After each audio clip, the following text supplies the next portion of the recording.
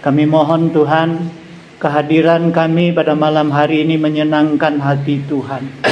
Dan kami beroleh berkat daripada ibadah ini. Baik daripada nyanyian pujian, melalui doa kami, melalui penyembahan kami, melalui firman-Mu.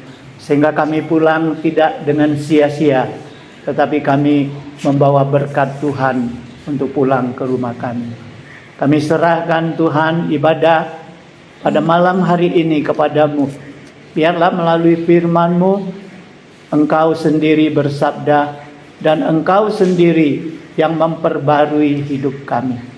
Terima kasih juga Tuhan, kesempatan yang sudah Engkau berikan kepada kami untuk mempersembahkan sebagian daripada berkat Tuhan kepada kami.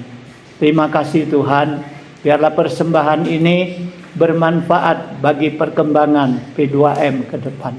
Terima kasih Tuhan. Di dalam Yesus Kristus kami berdoa. Amin.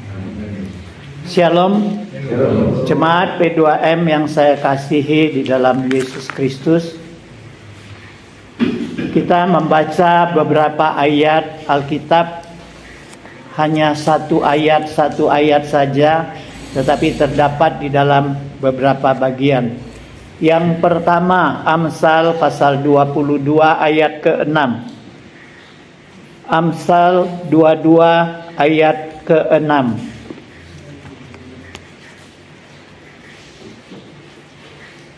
Bila sudah mendapatkan, kita baca bersama-sama. Kita mulai.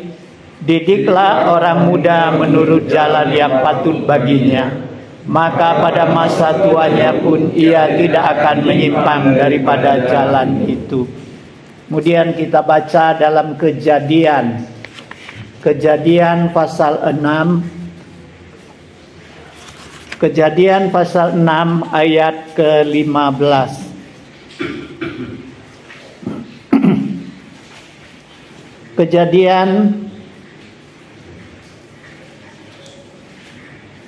Kejadian pasal 6 ayat 5, bukan 15, maaf ya. Ayat ke-5. Kejadian pasal 6 ayat ke-5 kita baca bersama, kita mulai. Ketika dilihat Tuhan bahwa kejahatan manusia besar di bumi, dan bahwa segala kecenderungan hatinya selalu membuahkan kejahatan semata-mata. Kemudian kita baca tetap dalam Kejadian pasal 8 ayat ke-21. Pasal 8 dalam Kejadian ayat ke-21. Kita baca bersama-sama, kita mulai. Ketika Tuhan mencium persembahan yang harum itu, berfirmanlah Tuhan dalam hatinya, aku takkan mengutuk bumi ini lagi karena manusia. Sekalipun yang ditimbulkan hatinya adalah jahat dari sejak kecilnya. Dan aku takkan membinasakan lagi segala yang hidup seperti yang telah kulakukan. Akhirnya kita baca di dalam kitab Mazmur. Mazmur pasal 51 ayat ke-7. Mazmur pasal 51 ayat ke-7. Kita baca bersama, kita mulai. Sesungguhnya dalam kesalahan aku diperanakkan, dalam dosa aku dikandung ibuku. Jemaat P2M yang saya kasihi di dalam Yesus Kristus. Melalui beberapa pembacaan kita hari ini, mungkin kita sudah menduga-duga arah firman Tuhan kita pada hari ini. Dan saya mengambil satu tema, yaitu pentingnya mendidik anak. Jemaat P2M yang saya kasihi di dalam Yesus Kristus, mengenai pentingnya mendidik anak, saya rasa mayoritas di antara kita sudah punya pengalaman. Namun kenapa hari ini kita akan mengangkat tema ini? Sementara beberapa minggu yang lalu saya sudah membawakan tentang Imam Eli dan Samuel, dan di dalamnya ada juga menyangkut mendidik anak. Nah, saudara sekalian, di dalam sebuah laporan dari Minnesota Crime Commission, dan laporan itu mengatakan demikian. Setiap bayi menuntut apa yang diingininya saat itu juga. Botol susunya, minuman temannya, kasih sayang ibunya. Apabila diabaikan, ia akan mengamuk, sehingga kemarahannya itu dapat membunuh seandainya saja ia sudah mampu melakukannya. Sebab semua anak-anak tanpa terkecuali dilahirkan sebagai berandalan jika dibiarkan dalam dunia kanak-kanak yang egois. Setiap anak akan tumbuh menjadi seorang penjahat. Saudara sekalian, laporan ini begitu mengerikan ya. Di situ mengatakan bahwa anak-anak itu ketika dia menginginkan sesuatu, dia ingin saat itu juga mendapatkan. Kalau tidak, dia akan mengamuk. Dan kemarahannya itu sama dengan membunuh kalau dia sudah mampu membunuh. Nah, saudara sekalian, kalau anak-anak tidak dididik sejak kecil dan dibebaskan dia bertumbuh sendiri, maka dia akan bertumbuh menjadi seorang penjahat, menjadi seorang berandalan. Saudara sekalian, ketika saya membaca laporan ini, saya pikir-pikir ada benarnya. Karena beberapa tahun yang lalu, khususnya ya, di barisan kami itu ada anak, ya, anaknya masih kecil, udah merokok, dia pandai merokok. Kemudian orang belanja dia suka ganggu. Kalau kita suruh pergi, dia melawan. Dia melawan.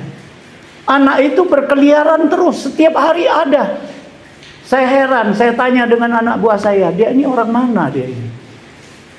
Dia ini orang Tebet Baru katanya. Papa mamanya ada? Ada.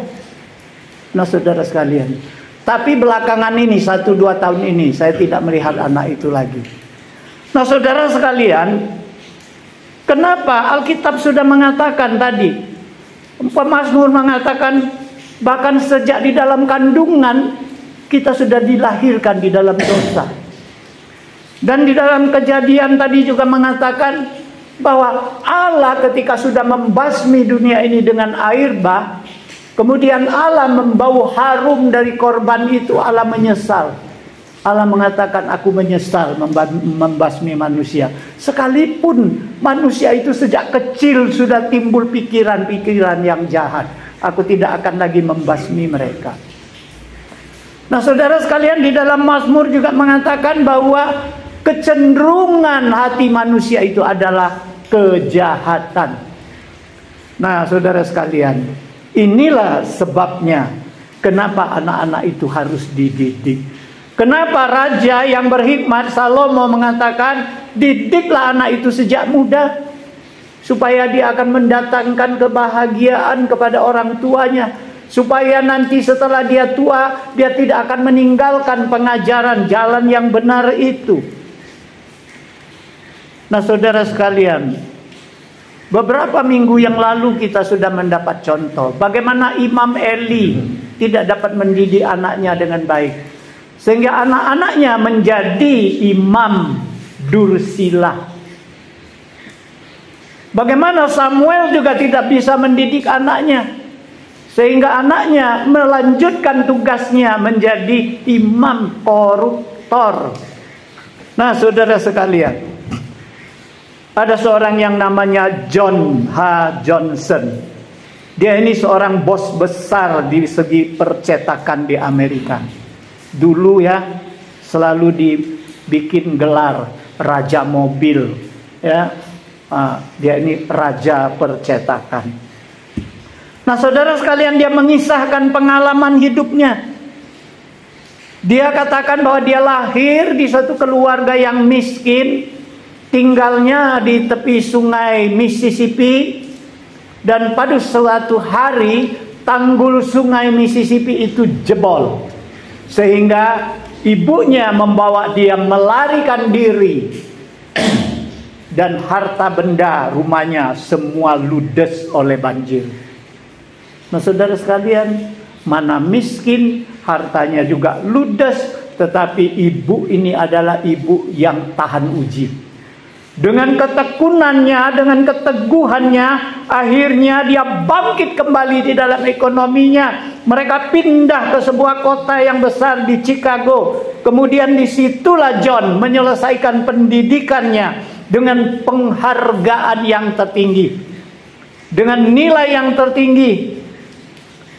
Nah, saudara sekalian, itu belum selesai tugas ibunya. Karena John mempunyai cita-cita untuk membuat sebuah perusahaan percetakan. Untuk mewujudkan cita-cita John ini, mamanya menggadaikan rumahnya di bank beserta semua perabot, supaya dapat dana untuk memodali John H. Johnson ini. Nah, akhirnya karena dana itulah John H. Johnson ini berhasil mencapai cita-citanya. Dia berhasil mendirikan sebuah majalah yang namanya Ebony dan Jet. Perusahaannya memiliki tiga stasiun radio. Pada saat itu sangat keren. Dan John mengatakan apa? Selama 59 tahun, setiap hari saya komunikasi dengan ibu saya, sekalipun harus melalui telepon. Setiap hari aku menerima wejangan dari ibu saya, nasihat rohani dari ibu saya, sampai ibu saya meninggal. Dan keberhasilan saya hari ini tidak terlepas daripada didikan ibu saya. Saudara sekalian, anak-anak kita itu seperti koleksi barang-barang antik. Kita tahu ya, kalau barang antik makin lama makin antik, makin mahal nilainya. Anak-anak itu makin lama makin dididik, dia akan makin menjadi berharga bagi kita, bagi keluarga, bagi masyarakat, apalagi bagi Tuhan. Mana anak itu dididik dari kecil, makin besar, makin berharga, seperti barang antik. Saudara sekalian, satu kali ketika kami ada di Jakarta, waktu itu Mami lagi berobat ginjal. Kami pada minggu ibadah di gerejanya Stephen Tong di Jakarta Pusat. Nah, pada saat itu ada seorang anak muda mendemonstrasikan kehebatannya main piano. Luar biasa hebatnya. Sesudah dia habis mainkan lagu piano, lagu-lagu rohani, kemudian Stephen Tong memperkenalkan anak ini. Anak ini adalah anak jemaat. Anak ini dibiayai, diberikan ongkos, dibiayai sekolah musik di Amerika. Sekarang dia tamat, dia melayani Tuhan. Kalian boleh lihat, dia kembali ke gereja ini. Dia akan membina pemusik-pemusik muda untuk generasi-generasi muda. Dia akan menjadi pendidik musik di gereja itu. Lalu Stephen Tong mengakhiri perkenalannya. Sekarang saya bertanya kepada kalian. Pikirkan, saat ini juga anak kamu ada di mana?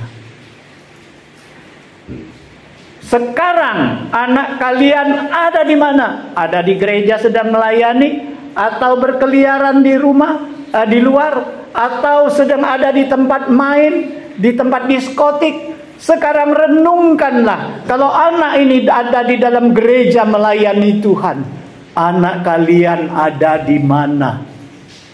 Saudara sekalian, pada saat itu hati saya juga tersentak. Saya merenungkan, anak saya di mana? Saya bersyukur karena anak-anak saya sudah saya didik. Mereka harus ibadah, mereka harus cinta Tuhan. Saudara sekalian, saya mengenang waktu kami pindah ke Pagar Alam. Mimi waktu itu 2 tahun setengah. Han 1 tahun setengah. En masih 6 bulan. Saudara sekalian, Pagar Alam belum ada listrik. Waktu itu kopi harganya mahal, panen agung. Tidak ada orang mau jadi pembantu.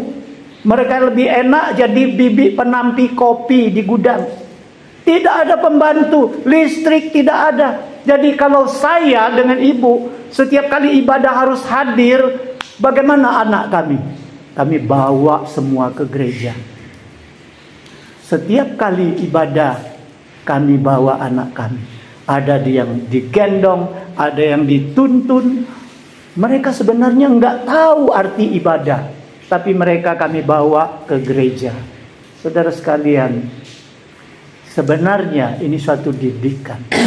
Saya jadi bayangkan ya, waktu Samuel. Waktu Hana membawa Samuel ke bait suci, itu umurnya berapa?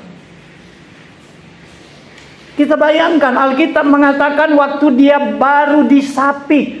Disapi artinya dia baru lepas menyusui ASI ibunya. Saudara sekalian, kalau menurut adat orang Yahudi, disapi itu paling cepat 2 tahun, paling lambat 4 tahun. Berarti anggaplah Samuel itu 4 tahun. Dia sudah disembahkan oleh ibunya ke bait suci untuk dididik oleh Imam Eli. Saudara sekalian, akhirnya kita lihat bagaimana Samuel. Dia menjadi seorang imam yang memang disebut imam besar. Dan dia memang bermutu. Nah saudara sekalian, Benjamin Franklin adalah warga asli Philadelphia, ya, di Amerika. Dan pada saat itu jalan-jalan kalau malam hari, jalan-jalan itu gelap gulita. Kemudian Benjamin Franklin ini dia rindu, minimal jalan di depan rumah saya ini terang. Jadi dia buatlah lentera. Lentera yang besar, yang berwarna. Kemudian dia buat tiang tinggi. Dia gantung lentera itu di depan rumahnya kalau malam hari. Wah, sehingga jalan di depan rumahnya itu menjadi terang benderang. Sehingga orang yang lalu lalang di depan rumahnya merasa sangat nyaman. Mereka merasakan alangkah indahnya kalau jalan ini ada terang. Mereka bisa melihat jalan ini, mereka bisa melihat tujuan mereka benar atau tidak. Mereka merasakan indahnya ada terang ini. Sehingga tidak lama kemudian tetangga-tetangga mulai contoh. Satu persatu mereka juga buat. Saudara sekalian, masing-masing mereka membuat lentera-lentera. Kemudian seluruh kota itu mereka memasang lentera. Dan seluruh kota Philadelphia itu pada malam hari menjadi terang. Pada saat itu jadi suatu objek wisata yang terkenal. Saudara sekalian, di sini mengatakan apa? Benjamin Franklin sedang memberikan terangnya untuk menyinari jalan-jalan. Sadarkah saudara sekalian, sebenarnya kita orang tua seperti mercusuar harusnya memberikan terang kepada anak-anak kita, sehingga anak-anak kita juga akan melakukan seperti apa yang kita lakukan. Kita lihat Johannes Franklin, dia memberikan terang kepada jalan di depan rumahnya, sehingga memancing semua orang di kota itu membuat cahaya terang dari lentera itu. Nah saudara sekalian, inilah jalan dan cara mendidik anak yang benar. Nah, kita sekarang melihat, ya, saya mencari tambahan contoh dari tokoh-tokoh yang berhasil mendidik anaknya. Yang tadi saya katakan Samuel, ya, ibunya Hana berhasil mendidik dia. Dengan cara apa? Membawa dia ke rumah Tuhan.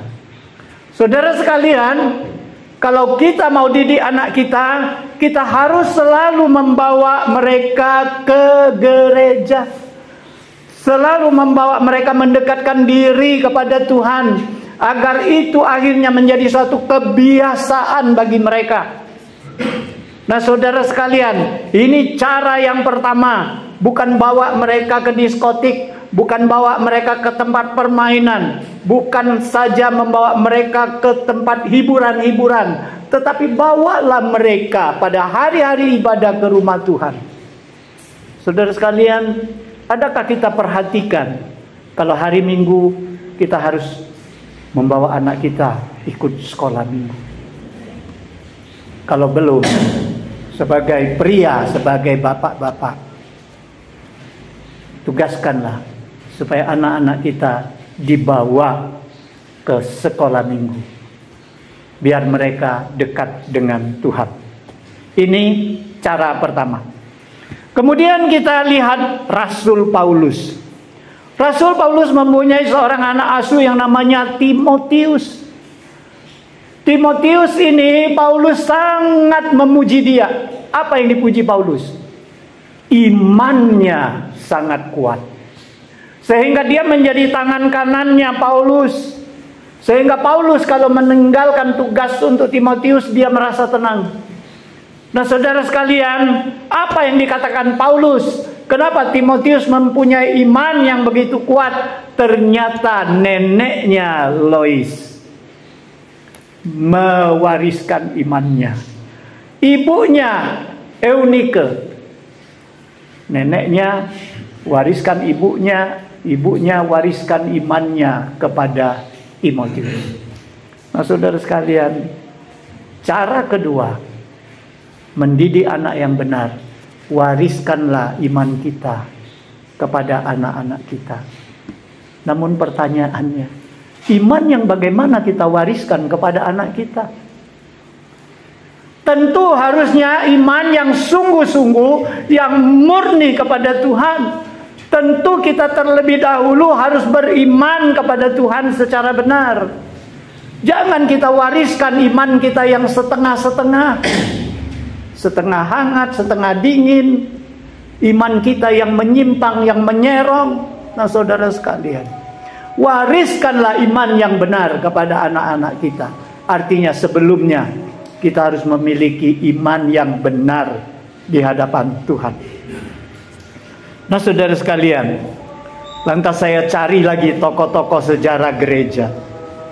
Saudara sekalian, Susanna Wesley adalah ibunya John Wesley, Charles Wesley. Suaminya Samuel Wesley. Suaminya seorang pendeta. Suaminya seorang yang keras mendidik anaknya di dalam imannya. Tetapi ibunya Susanna ini, dia sangat disiplin mendidik anak-anaknya. Anaknya ada 19, saudara sekalian, bukan sedikit.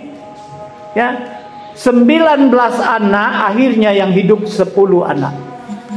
Kita bayangkan ya, bagaimana sibuknya papanya mencari uang. Ya, dia jadi pendeta, miskin dia. Sampai dia sekali waktu di penjara karena hutangnya nggak dibayar. Nah, saudara sekalian, sibuk bapaknya itu seorang pendeta, sehingga anaknya mayoritas dididik oleh Susanna Wesley. Saudara sekalian, Susanna Wesley bukan saja mendoakan anaknya, dia juga mendidik anaknya secara disiplin. Di rumah dia dididik. Saudara sekalian, akhirnya kita lihat John Wesley menjadi pemuka agama, menjadi bapaknya Metodis, menjadi pendiri dari gerakan Metodis. Jadi kalau ada orang tanya bapak Metodis itu siapa? John Wesley, itu bapak gereja kita Metodis. Kita lihat Charles Wesley, saudaranya John Wesley. Dia diakui oleh orang sebagai satu pencipta lagu yang paling tenar. Pencipta lagu rohani yang paling tenar. Banyak lagu-lagu rohani kita yang di buku rohani adalah ciptaan Charles Wesley. Nah, saudara sekalian, ada seorang tokoh yang tidak kalah tenarnya, Agustinus. Agustinus dari Hippo. Karena Agustinus ini banyak orang namanya Agustinus. Makanya di sini ditulis Agustinus dari Hippo. Agustinus ini sejak kecil, sekalipun dididik tapi dia bandel. Ya, dia tidak dengar didikan orang tuanya. Dia berkembang mau bebas, dia berkembang, dia liar di luar. Tapi ibunya yang bernama Monica setiap hari doakan anaknya ini. Saudara sekalian, ini langkah yang ketiga. Satu, bawa anak kita kepada Tuhan. Dua, seperti kita katakan tadi, wariskan iman kita yang benar kepada anak-anak. Yang ketiga, doakan mereka. Ya, Ibu Monica ini tidak putus-putusnya doakan Agustinus, dan pada satu hari Agustinus bertobat dan akhirnya dia menjadi salah satu bapak gereja yang terbesar. Dia menjadi seorang teolog yang terbesar di dunia. Saudara sekalian, kalau tidak salah gereja Katolik mereka sangat mengagung-agungkan Agustinus. Reform sangat mengagungkan Agustinus. Nah, saudara sekalian, kita juga lihat seorang tokoh yang bernama Thomas Alva Edison. Tadinya saya pikir apakah dia ini orang Kristen atau bukan ya. Saya cari data, ternyata orang tuanya Kristen. Bapaknya nama Samuel juga Edison, tapi tengahnya saya lupa catat tadi. Ibunya seorang Kristen juga. Nah, saudara sekalian, Thomas Alva Edison ini kita tahu ya, sejak kecil karena saking tololnya sekolahnya nggak mau menerima dia lagi. Dikembalikan kepada orang tuanya. Kami nggak sanggup didik anak ini. Tapi mamanya dengan tekun mendidiknya dengan disiplin di rumahnya.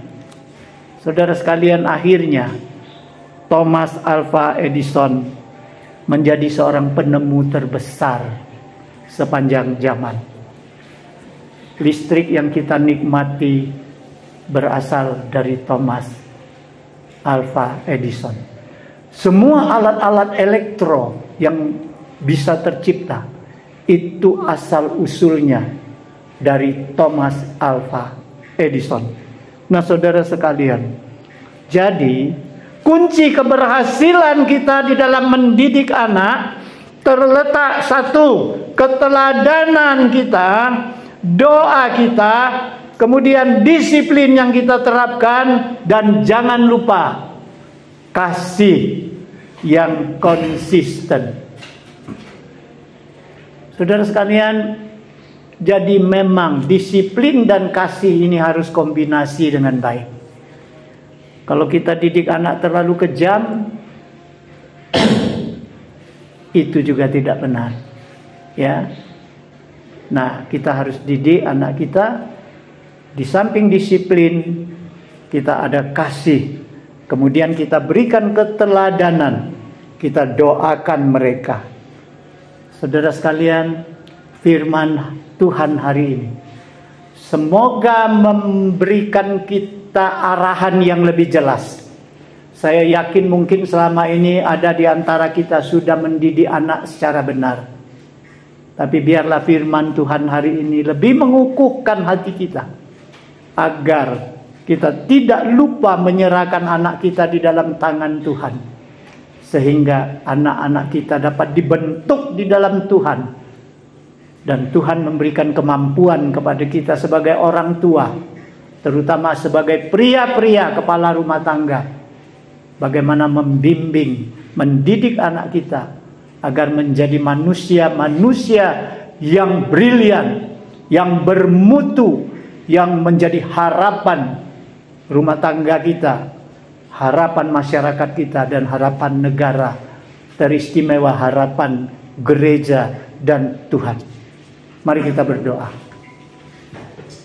Bapa yang di surga, kami bersyukur Tuhan untuk firman-Mu. Sekalipun firman-Mu sudah berhenti, tetapi biarlah Roh-Mu tetap terus bekerja dalam hati kami. Biarlah kami diberikan semangat, kami diberikan arahan, kami diberikan kemampuan di dalam mendidik anak-anak kami. Selagi mereka masih muda, agar mereka setia sampai tua kepada Tuhan. Terima kasih Tuhan. Kami serahkan semua pria yang hadir malam hari ini. Biarlah berkat Tuhan, bukan saja di dalam usaha dan pekerjaan kami, tapi juga di dalam kehidupan rumah tangga kami, bersama anak cucu dan menantu kami. Terima kasih Tuhan.